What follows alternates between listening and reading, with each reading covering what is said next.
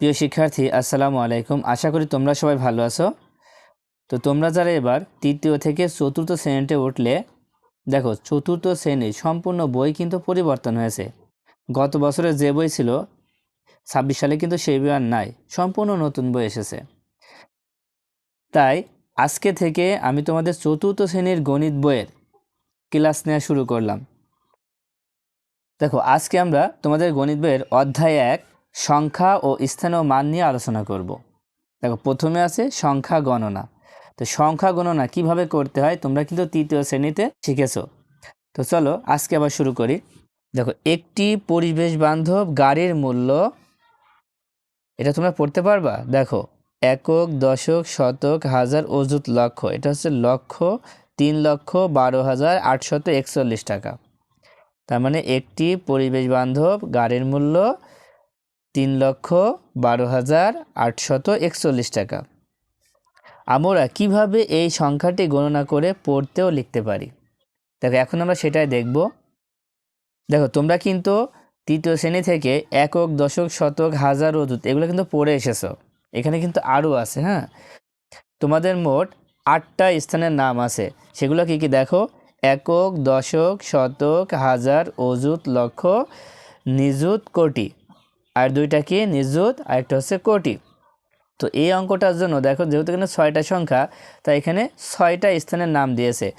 আমার সাথে পড়ো: একক, দশক, শতক, হাজার, অযুত, লক্ষ। তোমরা পারলে খাতায় এভাবে একটা ছক কেটে দাও।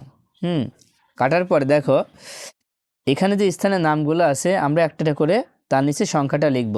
দেখো প্রথমে 1 আছে, আমরা এককের নিচে 1 লিখব। তারপর 4 হচ্ছে দশকের নিচে হবে, 8 হচ্ছে শতকের নিচে হবে, 2 হচ্ছে হাজারের নিচে হবে, 1 হচ্ছে অযুতের নিচে, আর 3 হচ্ছে লক্ষর নিচে। এখন এটা পড়বা কিভাবে তোমরা মনে রাখবা যে দশক আর একক মিলে পড়তে হয়। দশক আর একক মিলে পড়তে হয়। আর এখানে অযুত আর হাজার মিলে কিন্তু একসাথে পড়তে হয়। অযুত আর হাজার মিলে একসাথে পড়তে হয়, তার মানে এই দুইটা একসাথে, এই দুইটা একসাথে। তাহলে এখন কিভাবে পড়বা?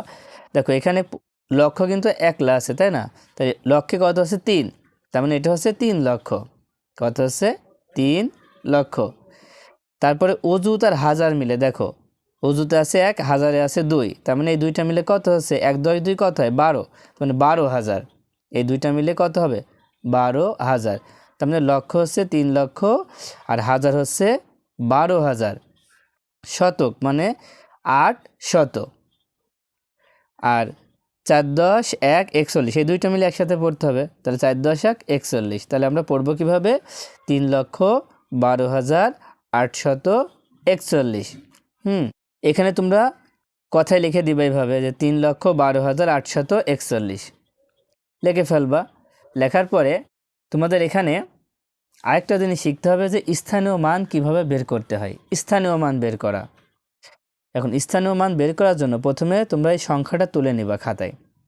তোলার পরে প্রথমটা এভাবে দাগ দিবা, 1-এর নিচে দাগ দিয়ে লিখবা 1। যেহেতু এককের ঘরে এই জন্য লিখবা 1 একক। এটা দাগ দিয়ে শুধু 1 লিখে দিবা, এখানে যা থাকবে তাই লিখে দিবা। এবার 4 হচ্ছে দশকের ঘরে, তাই দাগ দিয়ে এভাবে দাগ দিবা, দিয়ে লিখবা 4 দশক। এবার দেখো 4-এর পরে একটা শূন্য দিবা। কেন শূন্য দিবা আমি বলি। দেখো এই যে এখানে 4 আছে, 4টা তো তুমি লিখেছো। 4-এর পরে কয়টা সংখ্যা আছে? একটা আছে, এই একটা সংখ্যার জন্য এখানে একটা শূন্য দিবা। তারপরে দেখো 8, 8-এর নিচে দাগ দিয়ে 8 হচ্ছে একক, দশক, শতকের ঘরে, তাই লিখবা 8 শতক। দাগ দিবা, দেওয়ার পরে 8 লিখতে হবে। 8 লেখার পরে এখানে 2টা শূন্য কেন হলো? দেখো এই 8টা তো আমরা লিখেছি, 8-এর পরে 1 2 2টা সংখ্যা আছে, তাই এখানে 2টা শূন্য দিব। তোমরা কি একটা করে শূন্য বাড়াতে থাকবে, দেখবা হয়ে যাবে। এবার দেখো 2 আছে কোন ঘরে? 2 হচ্ছে হাজারের ঘরে, তাই লিখবো 2000। দাগ দিয়ে 2-এর পরে 3টা শূন্য। দেখো প্রথমে একটা শূন্য, তারপর 2টা শূন্য, তারপর 3টা শূন্য, একটা করে শূন্য বাড়াই দিবে, হয়ে যাবে। এইভাবে করলেও হবে।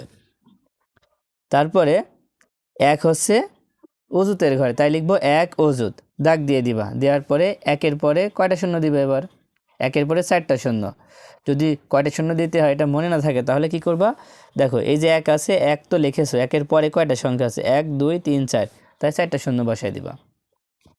এবার দেখো 3 আছে, এই 3 হচ্ছে কোন ঘরে ছিল? দেখো একক, দশক, শতক, হাজার, অযুত, লক্ষ, তার মানে 3 লক্ষ। দাগ দিয়ে লিখবা 3 লক্ষ, একটা দাগ দিয়ে দিবা। দেওয়ার পরে 3-এর পরে কয়টা শূন্য হবে? 3-এর পরে 5টা শূন্য হবে, কারণ দেখো 3-এর পরে সংখ্যা আছে 1 2 3 4 5, এই জন্য 5টা শূন্য দিলেই কিন্তু উত্তরটা হয়ে যাবে। এখানে যে 12,000 লেখা আছে এটা তোমরা না লিখে সরাসরি এভাবে দাগ দিলেও কোনো অসুবিধা নেই। হ্যাঁ, এভাবে দাগ দিয়ে দিবা, তাতেও কোনো ভুল নাই। আচ্ছা, এবার আমরা 2 পাতার অঙ্কটা দেখি।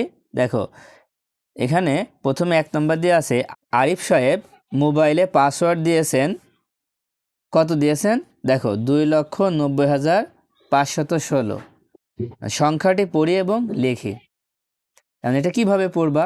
দেখো এখানে কিন্তু ঠিক এখানে যেভাবে ঘর কাটা আছে তোমরা এভাবে একটা ঘর কেটে নাও, তাহলে বোঝা সব থেকে সহজ হবে। দেখো এখন কি করবা, এই কাটার পরে এইভাবে লেখার পরে এবার প্রথমটা যেমন 6 আছে, 6 এককের জায়গায় 6 লিখবা, তারপরে দশকের জায়গায় 1 লিখবা, তারপর 5 হচ্ছে শতকের জায়গায়, 0 হচ্ছে হাজারের জায়গায়, 9 হচ্ছে অযুতের জায়গায়, আর 2 হচ্ছে লক্ষের জায়গায়। এখন দেখো খুব সহজেই কিন্তু হয়ে যাচ্ছে। তাহলে আমাদের মোট কত হলো কিভাবে বুঝবো? দেখো লক্ষর ঘর হচ্ছে 2, তার মানে এটা হচ্ছে 2 লক্ষ।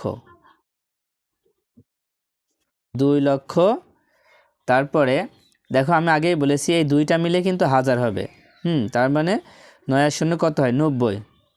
90,000, 90,000। তারপরে শতক একলা হবে, তার মানে 500, 500।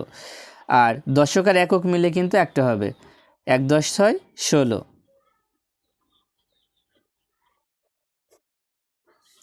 তার মানে হলো কত? 2,90,516। এখন সংখ্যাটি কথায় লিখে দাও। তার মানে এখানে আমরা যা লিখেছি এটা এখানে লিখে দিব। দেখো 2,90,516। আচ্ছা, এবার আমরা আরেকটা অঙ্ক দেখি। দেখো বাংলাদেশের একটি জেলার লোক সংখ্যা, ধরো এখানে কত আছে আমি জানি না, লোক সংখ্যা এতজন। সংখ্যাটি আমরা কিভাবে পড়ব? এখন এটা পড়ার জন্য আমরা কি করতে পারি? দেখো এখানে কয়টা সংখ্যা আছে? 1 2 3 4 5 6 7। এতক্ষণ আমরা 6টা সংখ্যাটা পড়লাম, কিন্তু এখানে আছে 7টা সংখ্যাটা। তাহলে এটা আমরা কিভাবে পড়ব? তাহলে দেখো এখানে একক, দশক, শতক, হাজার, অযুত, লক্ষ, লক্ষ পর্যন্ত কিন্তু 6টা সংখ্যা হয়েছে। তাহলে পরেরটা কত হবে? কি হবে পরেরটা? তোমাদের জানা আছে না? পরেরটা হবে কি? নিযুত হবে, তাই না?